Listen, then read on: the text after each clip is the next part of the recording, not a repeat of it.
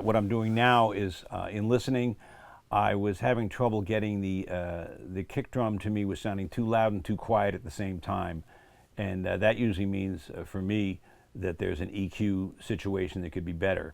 The too loud component can happen maybe because when you have the low end of the kick drum feeling where it should be, I'm not getting enough smack on it, you know.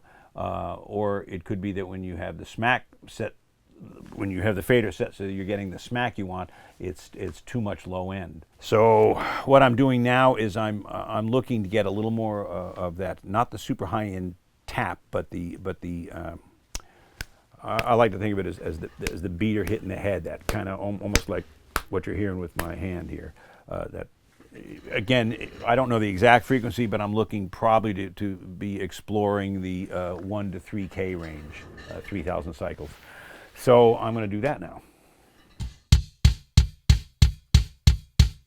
This is with no upper range EQ at all. The only thing I've done on the kick mic at this point is some low end.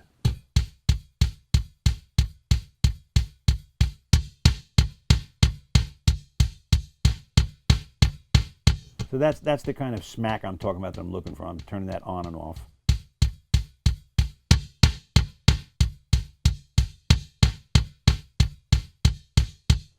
So I'll start with it off the way it was, pop it back into my mix, and then I'll play around with that and see if I can get that where it should be.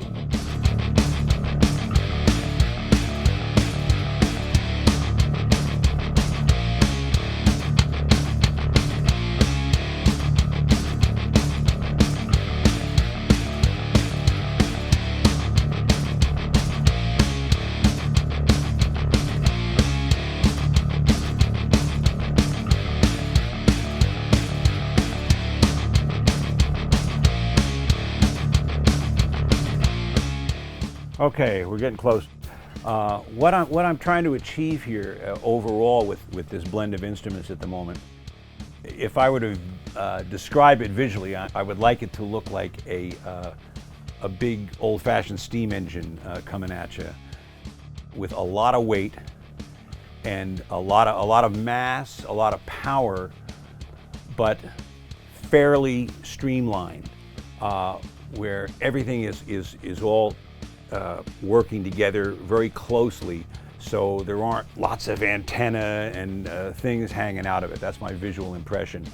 To describe it sonically, what I want is all the low end, in truth the whole frequency range, but let's talk about the extremes first. I want the low end of the bass, the low end of the bass drum, the low end of the snare, and the low end of these guitars, all the elements we're listening to right now. I want them to all work together. I don't want one to sound like it's much louder low end, it has much more low end than the other instrument. I want all that low end to be about the same impact on you, so that the guitars are hitting you in the low end at the same feeling that the bass and the bass drum have, and the snare. I mean, the snare may not have at the extreme low end, but I want that snare to feel thick in the bottom. I want it to feel like it's got low end, maybe more than it does, you know.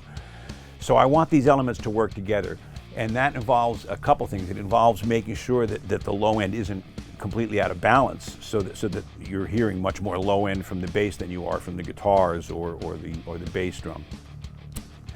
So the balance is part of it, but the other thing is to make sure, which hopefully I'm on the track of at this point, is to clear out what I called earlier that mud in the low end. When I trim some of the super low bottom, and I say super low, 30, 40 cycles, when I trim some of that off the guitars, that was one of the things that I chose to do to kind of get rid of that mud, so that the instruments could speak in a more open environment in that area.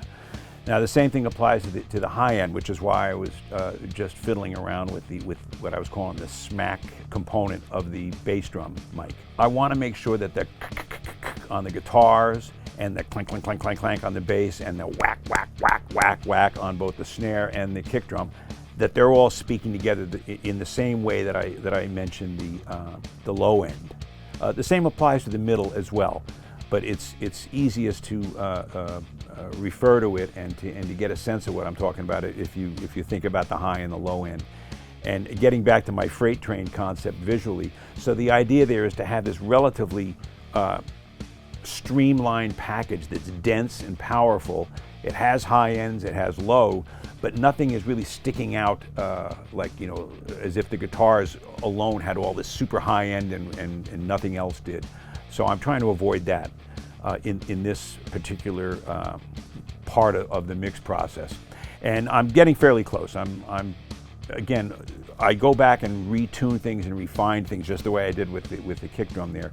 That process will continue throughout the whole mix. But again, I try to get that basic feeling that hits you and gives you that feeling early on. And when I feel I'm close to it, I try to stick with it, or at least not to let that degenerate by getting too far away on my levels between those three instruments. The bass, the drums, and the guitar. So I'm going to listen a little bit more. I'll listen a little loud, listen a little quiet, and see if I'm content to move on at this point, or if there's anything I know I want to fix right away.